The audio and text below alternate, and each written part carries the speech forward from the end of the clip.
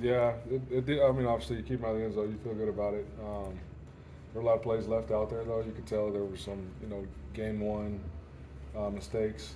I thought the speed of the game, especially early, kind of caught us off guard a little bit. And Wyoming's got a great rushing attack, and they got good backs and well coached up front.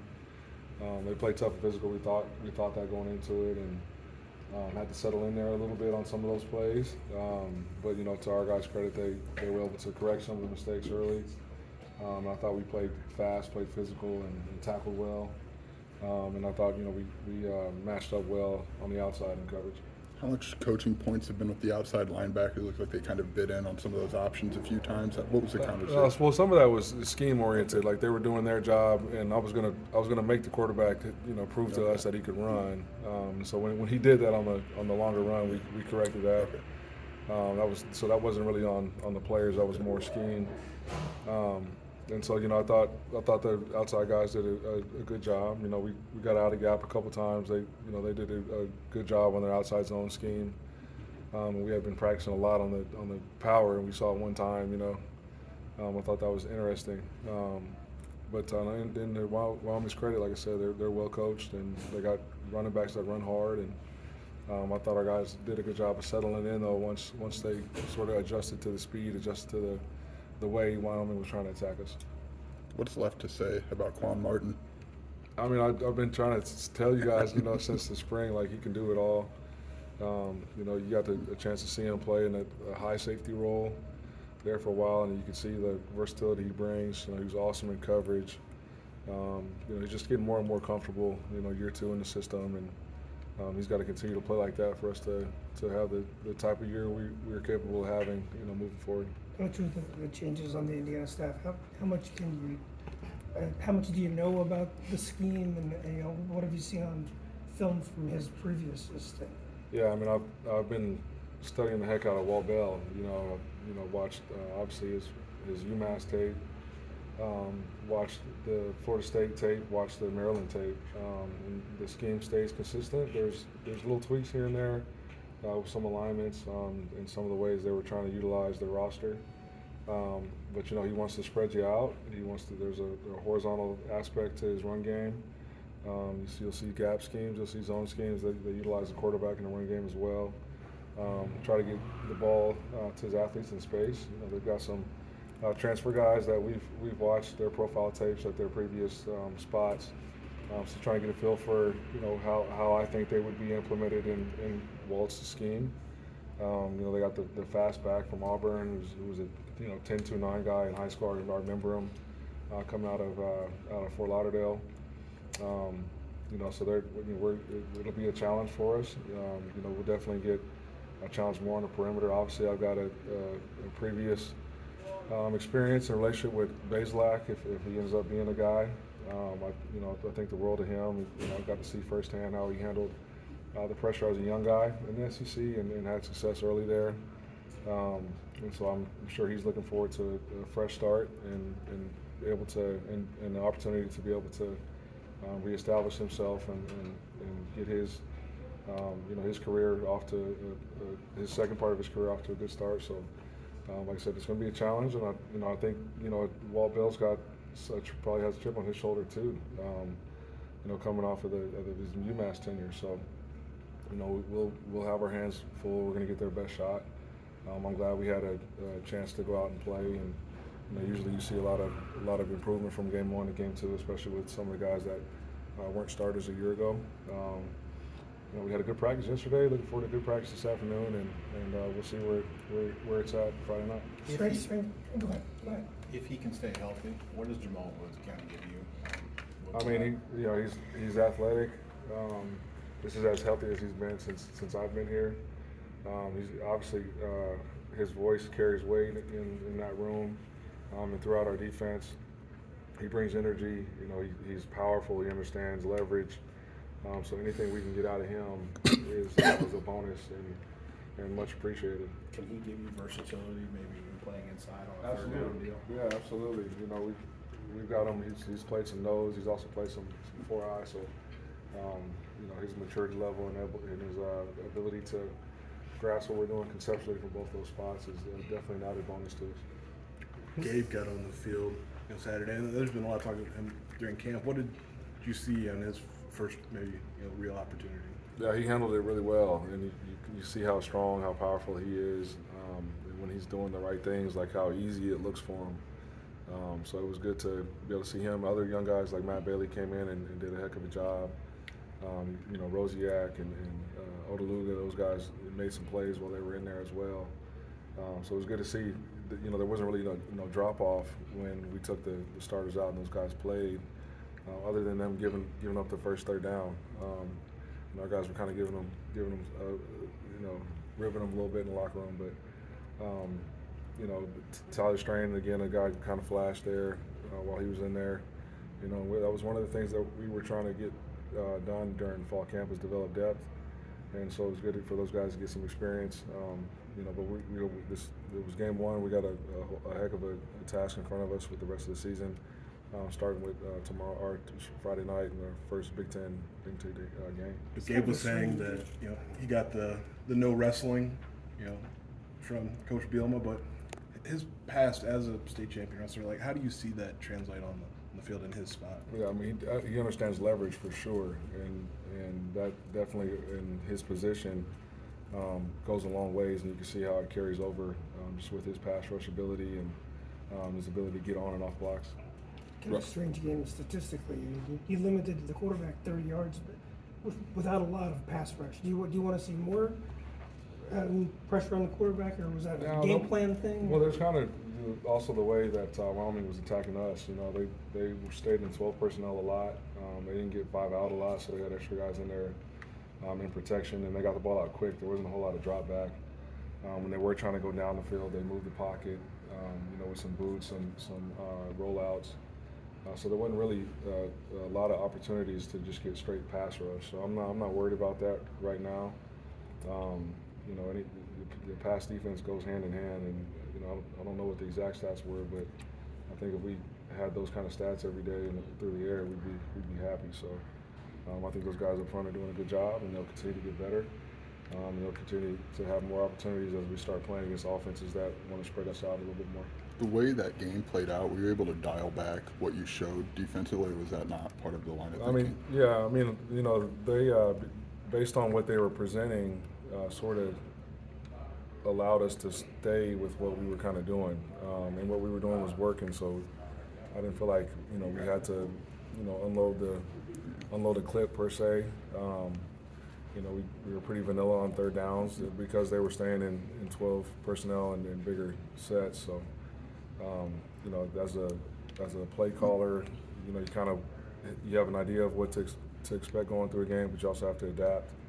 And I thought our coaches did a great job of identifying what was going on and coming up with answers in game, adjustment wise. And so that's another sign of maturity as a staff. That was as efficient in-game adjustment as I've been a part of since I've been here, and I just think it's also year 2 for the players in the system, but it's also year 2 for the coaches. I'm guessing that couldn't have played out any better than not having to unload the clip per se going into a Big Ten road game. Yeah, but it's two sides, right? Like sometimes you want to show everything so that the opponent has a lot to work on, but there's also an element of not knowing what to expect too. So at the end of the day, you're just playing football, man. You're trying to get a W, and you got to do whatever it takes to get that done. And so the whole preconceived idea of like I don't want to show this or I want to do this, like you got to go win the game. You know what I mean? And based on what Wyoming was doing, I thought the way we were attacking them allowed us to do so. Were you impressed, or J-Mo impressed with the idea that T-Ron was able to play as many snaps as he was, with the fact that he was wearing a green jersey for a whole bunch of fall camp? I was impressed, and that's a testament to our our training staff and sports med staff and T-Rod's work ethic. He attacked his rehab. Tanking those guys did a great job with him in the weight room, and then JB with the medical staff did an awesome job just managing his volume of reps and getting that thing to a point where he was comfortable and being able to protect himself and to be explosive enough to go play. So it was good for him to be able to get his feet wet, in his first year in the program and in that first game. I know it's only game one, but the way you were able to rotate Calvin, T-Rod, RJ, and all those guys at nose, are you satisfied with that and what they can give you in those kind of limited reps? Absolutely. All those guys have different skill sets, but they all are consistent with what we're trying to get done and what Coach Jameson is preaching in that room. And obviously depth up front is huge, being able to stay fresh, especially in Big Ten games and Big Ten style of football play. Wyoming they were the Big Ten type of opponent in terms of the run game for sure. Along those lines, how do you think Calvin did stamina-wise on a pretty warm and humid day?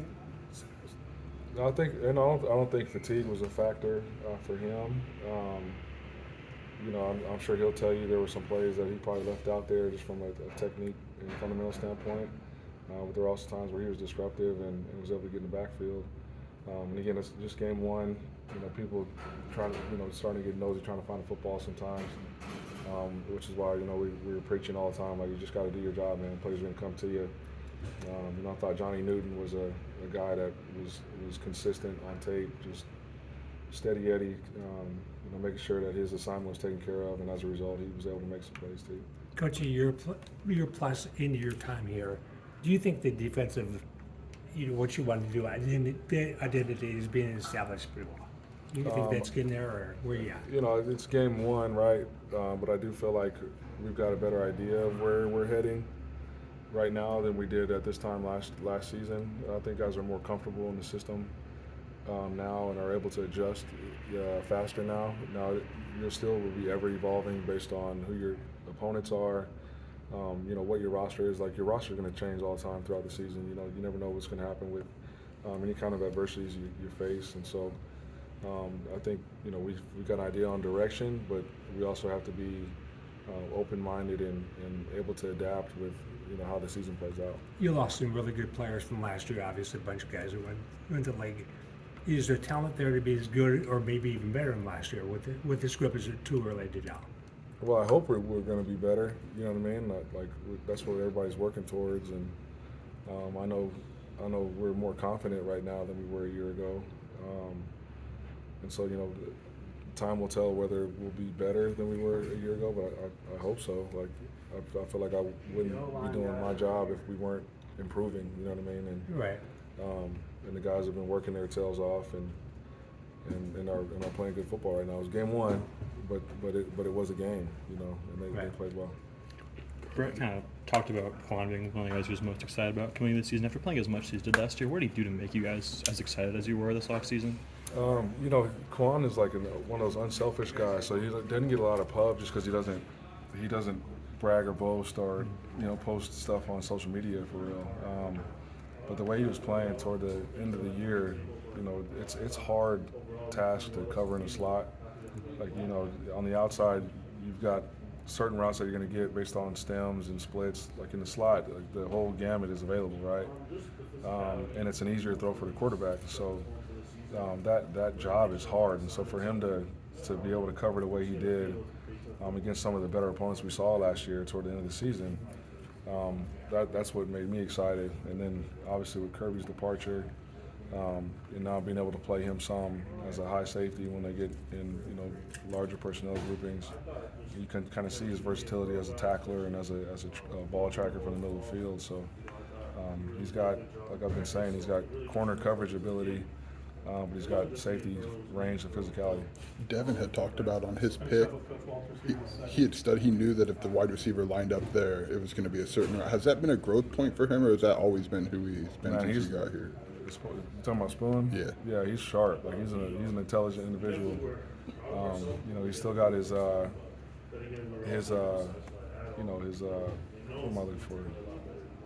His accent from Florida, right? Like, so, if you don't know him or know where he's from, sometimes it can be hard to understand him just because of the way he speaks. But he's as sharp an individual as I've been around, and so he studies the game. He's ultra competitive. And you couple that with his athleticism, you got a really good player. You know what I mean? And his ability to see the entire formation and understand what that means based on where you're at on the field and what the down and distance is. and what coverage you're in. Like a lot of times you turn on tape and he's running, the receivers are out for him, and that's not just reactionary. That's anticipation and preparation. So that's why he is as confident as he is. Like confidence breeds preparation breeds confidence. You couple that with his ability to run and hit and catch. Like you got a good player. Coach, the commitment Illinois made to you after last season, what that mean to you? Just, forget about the money. Just kind of them saying, we believe in you. What that mean? I mean, it means the world to me, just from the leadership aspect, and really, I thought it was a reflection of what the staff was able to accomplish. You know, that was the first thing I did when I was presented with the contract and signed it. Is I thanked the defensive staff. Like I know, you know, my name gets put on the defense, and I get a lot of the accolades, but it. Like I've been saying from the start, it's a group effort, not only from the staff, but from the players as well. Like our first team meeting after I signed a contract, I thanked the players. And it's just because this is just a reflection of what they were able to accomplish, and we collectively were able to accomplish. And I don't think that what we did last year, and hopefully what we do this year, would happen without the collective efforts of everybody involved defensively. I asked you about this before. Mentors for you, is there one person or a bunch of people that kind of are the way? Why are you the way you are now? Why are you the style you are? Is it one or a couple? I've taken things from everybody. I've been around. Obviously, you have to remain true to who you are as an individual, but there are definitely things that I've taken from, all the way from Greg Brown to Mike Stoops, to Bob Stoops, to Dan McCarney and John Scladani, to Barry Odom, and then now to Coach B, Coach Boo, Coach Kane, Coach Jamo, and Coach Henry. You know what I mean? Yeah. David Gibbs, another guy that I give a lot of credit to for really the way I think about the game. Okay. And so I could go on for hours about the lessons I've learned from all of those guys along the way. Thanks, Coach.